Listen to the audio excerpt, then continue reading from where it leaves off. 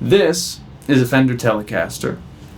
This is a Partscaster that I built, assembled, finished, and did everything myself. And in today's video, we are going to talk about which offers you the most value: a made-in-Mexico Fender off the shelf, or a Partscaster here. So let's start with the Fender Player Telecaster. This is I think the cheapest Mexican-made Fender that money can buy. And it is a great guitar. I went into a music store and bought this guitar almost by accident because, I saw that it was going to be on a Black Friday special, and I saw it and I loved it and I went for it. And this really sparked my love of the Telecaster. This is a beautiful, beautiful guitar. This is the original player line, by the way. This is, I believe, a 2021, which I believe was Fender's 75th anniversary, which is why it says Fender 75 on the back there. But I love this guitar. It's in butterscotch blonde. It's fantastic. It plays great. It sets up really nice. I have been using it on all of my gigs for about a year. But then I got offered the chance to work with my friends over at Precision Guitar Kits, where, again, full disclosure, I did pay for this guitar, or I paid a discounted rate for the body and neck, but I did pick out all of the parts and assemble it and stain and finish it myself. This is my new beautiful Partscaster. It is a two-piece ash body. Look at this thing, man. I'll hide my eyes so that it hopefully focuses on the grain. It's beautiful. I chose all the specs. I did all the finishing. I did all of the staining. I did all of that. And this is a wonderful, wonderful, wonderful, wonderful instrument. Spoiler alert, I think I like this one more. I have not had the same sample size of playing on it. But the thing with the Partscaster versus the Telecaster that I must say, and I will play them both for you in a second, this I got to make my ideal guitar, whereas this obviously is a bunch of compromises that Fender decided would be worthwhile. So let's pit these two against each other just from a playing perspective so that you can hear them. This is not going to be the world's most scientific test, because I must tell you that in this one, the pickups are Alnico 5, they're much more modern voiced, whereas in these, the neck is an Alnico 2, the bridge is an Alnico 3. This is the Vintera Vintage 50s set. I believe that's what it's called. So they're Mexican-made Fender pickups, or they're Fender pickups that end up in their Mexican-made guitars. But this will sound much more vintagey, and in my opinion, creamy, and the other Telecaster will sound a little bit more bright and cutting. But anyways, here is a little bit of a noodle on the neck pickup of my Partscaster.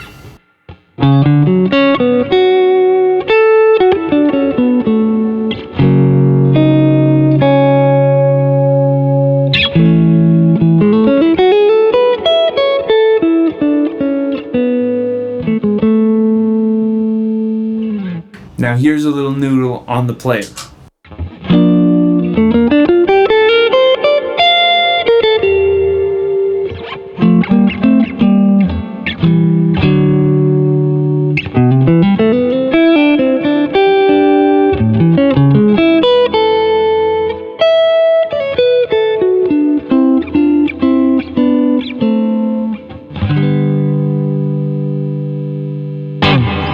So, breaking down kind of the pros and cons between these two guitars, let me tell you, this guitar, or the Player 2, which is the current iteration of this, allegedly, according to Guitar Center's website, costs $839.99 US dollars. The Partscaster that I built, if you take what you would pay, not my discounted rate that I paid at Precision Guitars, but again, I did pay for that guitar.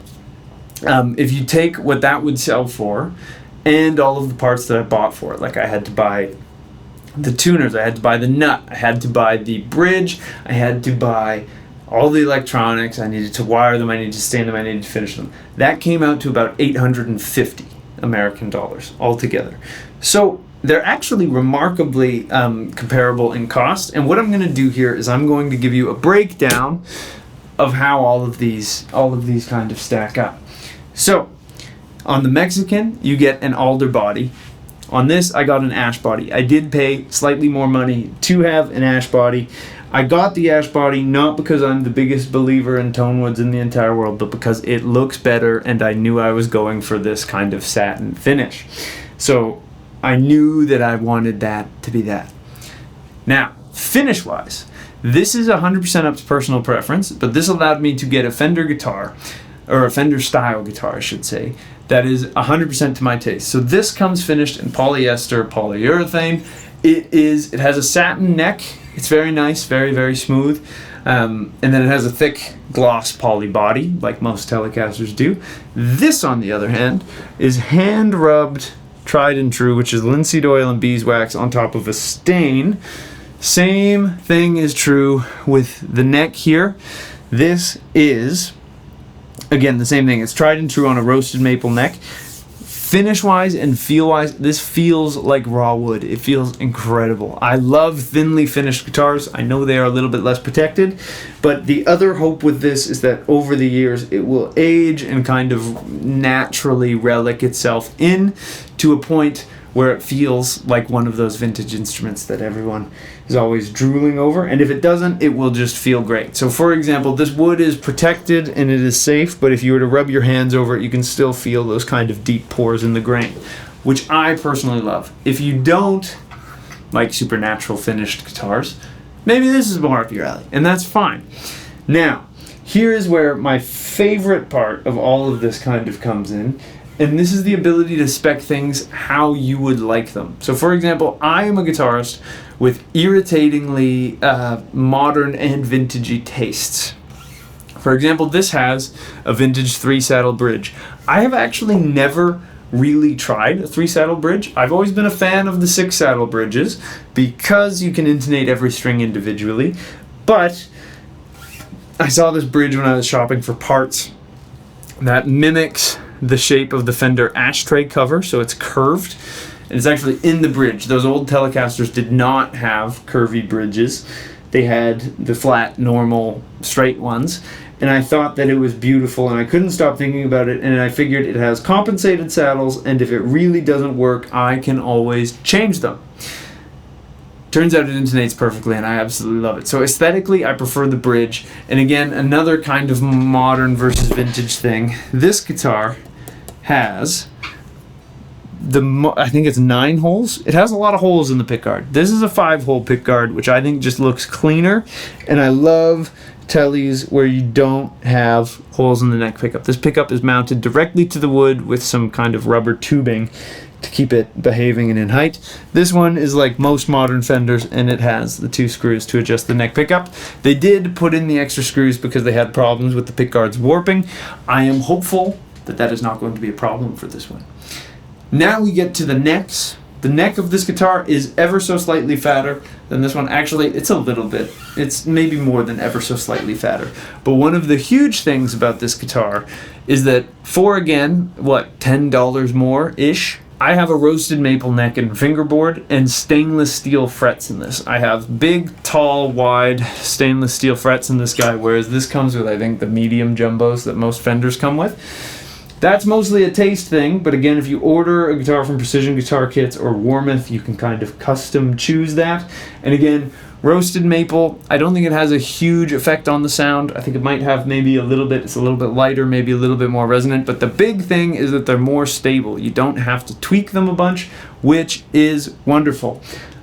It's just one less thing to worry about as a professional musician who's playing gigs sometimes outside.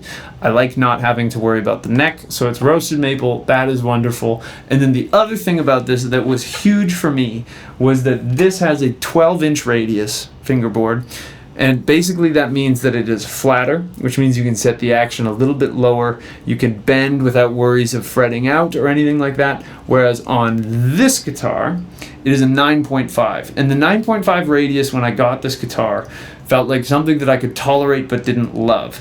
So by building a Partscaster, I kind of got to take everything that I loved about this guitar, this Telecaster, sorry, and merge it with everything else that I love about the guitar and make something that is truly, it literally does not exist really anywhere else. I got to make it, which obviously makes it a little bit more fun and sentimentally attached to it. And seriously, I have not been able to put this thing down the last couple of days. I'm so in love with how this guitar sounds, plays, feels. So, the final verdict on whether you should buy an off-the-shelf, made in Mexico Telecaster, or just guitar, or go to my friends over at Precision Guitar Kits. Again, they're a Canadian company. They're based in Delta, which is just outside of Vancouver. They do impeccable work. They're all super nice guys. You could also go to Warmouth or source parts off of eBay or whatever you want to do to build your perfect kind of guitar. I'm not actually going to pick a definite winner. For me, this is the winner, but let me explain why there is not a definitive winner. I think that you should buy a made in Mexico Fender if it is your first kind of nicer guitar. Maybe you're stepping up from a cheaper import one. You stuck with it for a couple of years or whatever, and you're deciding to go with it. If you do not know what you like, this is a great safe bet. It's like a Honda Civic. It's gonna do its job. It's gonna sound great. It's probably gonna play great, and I truly recommend and trust these beautiful guitars. So if you don't know what you like in a guitar definitively, buying something off the rack holds incredible value. Now, if you've been playing the guitar for a couple of years, you know what you like, you know what you dislike, and there's no one making the guitar that you are excited about absolutely everything about, oh my gosh, build a Partscaster, man. This thing is incredible. It's literally like I took all of my 20 years-ish of playing the guitar and what I've liked and what I've disliked about all of the guitars that I've played, and I put it in one beautiful package. The finish is super thin. It sounds incredible. It plays incredible. The body looks amazing. The pickups and everything. It's got vintage vibe with modern playability. And it's just, I could not love this thing more. And then again, you get the added bonus of having put it together with your own hands, which is just an absolutely incredible thing to be able to enjoy and know about your instrument. So that is my last kind of direct video featuring my beautiful new Partscaster, my new child. If you enjoyed this video, I'd really appreciate it if you can like and subscribe. It truly helps me out more than you can know. Let me know down in the comments if you've experimented with Partscasters, or if you've only bought on the shelf, or if this inspired you to kind of, check something out. If you want to take a guitar lesson with me, there's a link to get in touch with me down in the description. I'd love to work with you on whatever's troubling you on the guitar.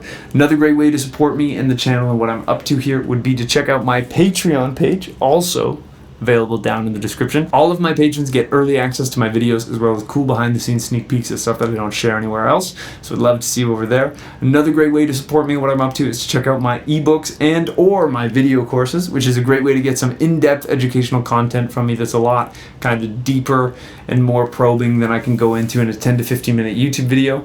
Last but not least, I have new videos coming out every single Monday and Thursday, so I hope I'll see you in the next one. And until I do, I'll wish you a wonderful day, and I hope you have some fun playing the guitar. Thanks.